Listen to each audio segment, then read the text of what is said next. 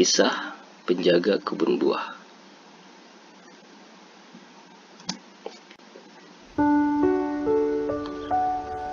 Alkisah, ada seorang penjaga kebun buah-buahan bernama Mubarak. Dia adalah seorang jujur dan amanah. Sudah bertahun-tahun ia bekerja di kebun tersebut.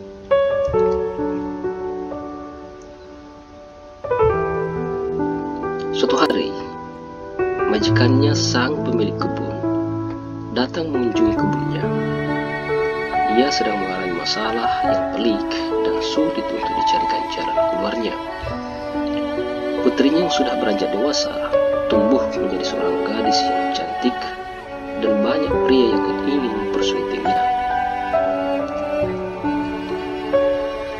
Yang menjadi masalah baginya adalah semua laki-laki yang ingin mempersunting putrinya adalah kerabat dan teman dekatnya. Ia harus memilih salah satu dari mereka, tetapi ia khawatir jika menyinggung bagi kerabat yang tidak dipilihnya.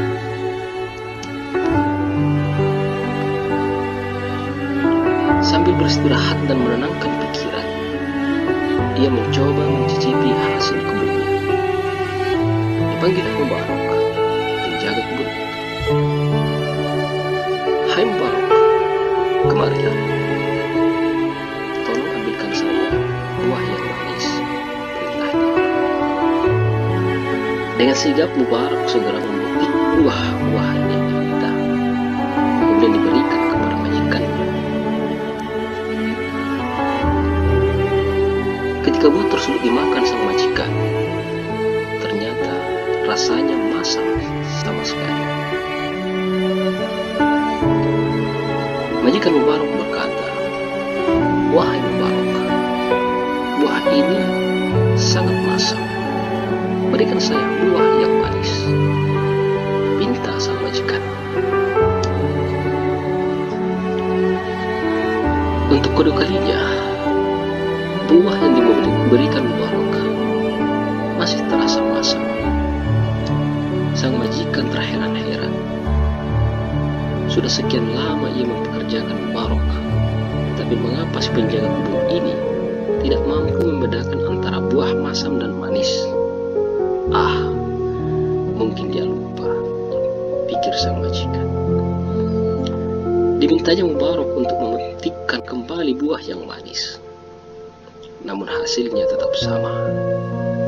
Buah ketiga masih terasa masam.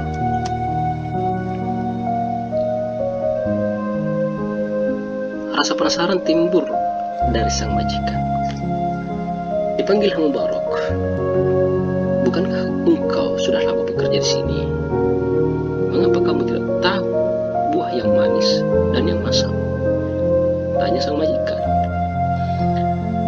Mubarak menjawab, "Maaf Tuan, saya tidak tahu bagaimana rasa buah-buahan yang tumbuh di kebun ini, karena saya tidak pernah mencicipinya."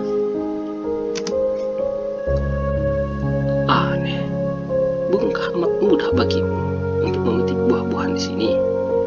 Mengapa tidak ada satupun yang kau makan?" tanya sang majikan. "Saya tidak akan memakan sesuatu yang belum jelas kehalalannya bagiku.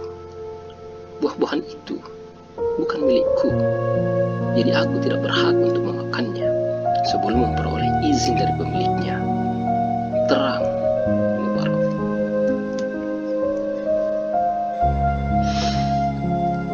Sang majikan terkejut dengan penjelasan penjaga kebunnya itu. Dia tidak lagi memandang Mubarak sebatas tukang kebun, melainkan sebagai seorang yang jujur dan tinggi kedudukannya di mata Allah. Ia berpikir, mungkin Mubarak bisa mencarikan jalan keluar atas permasalahan rumit yang tengah dihadapinya. Mulailah sang majikan bercerita tentang lamaran kerabat dan teman-teman dekatnya kepada putrinya. Ia mengakhiri ceritanya dan bertanya kepada Mubarak, "Menurutmu, siapakah yang pantas menjadi pendamping putriku?" Mubarak menjawab, "Dulu, orang jahiliyah mencarikan calon suami untuk putri-putri mereka berdasarkan keturunan. Orang Yahudi menikahkan putrinya berdasarkan harta, sementara orang Nasrani menikahkan putrinya berdasarkan keelokan fisik semata. Namun Rasulullah mengajarkan sebaik-baik umat adalah yang menikahkan karena agamanya. Sang majikan langsung tersadar akan kehilafannya. Mubarak benar. Mengapa tidak terpikirkan untuk kembali kepada Al-Quran dan As-Sunnah? Islamlah solusi atas semua problematika umat manusia. Ia pulang dan memberitakan seluruh kejadian tadi kepada istrinya. Menurutku, Mubaraklah yang pantas menjadi pendamping putri kita, usulnya kepada sang istri. Tanpa perdebatan panjang, sang istri langsung menyetujuinya.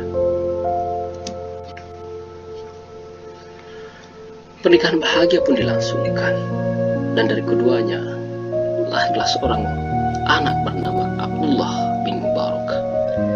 Ia adalah seorang ulama, ahli hadis, dan mujahid.